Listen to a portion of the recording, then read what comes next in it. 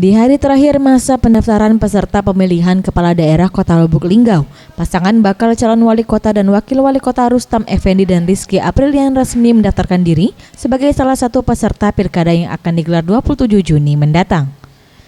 Di mana pantauan tim liputan di lapangan, Bapak Paslon Rustam Rizky ini saat hendak melakukan pendaftaran menuju kantor KPU Lubuk Linggau, sempat menaiki Singoreok Ponorogo dengan diiringi ratusan pendukung maupun simpatisan dari partai politik pengusung. Assalamualaikum. Sukses.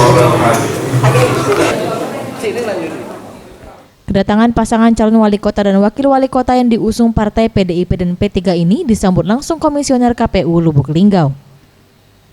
Berkas pendaftaran yang diserahkan langsung dilakukan pemeriksaan secara tertutup oleh bagian teknis KPUD Lubuk Linggau untuk mengetahui kelengkapan semua berkas yang diajukan. Dari hasil pemeriksaan berkas yang diberikan, KPU Lubuk Linggau menyatakan persyaratan paslon yang memiliki jargon Linggau mantap ini dinyatakan lengkap. Pada hari ini dapat kami sampaikan kepada KPUD, mudah-mudahan proses selanjutnya kami dapat mengikuti dan tercapai apa yang dicita-citakan oleh tim baik Silon dan tim Polda bahwa dinyatakan lengkap dan diterima. Tim Liputan Sriwijaya TV.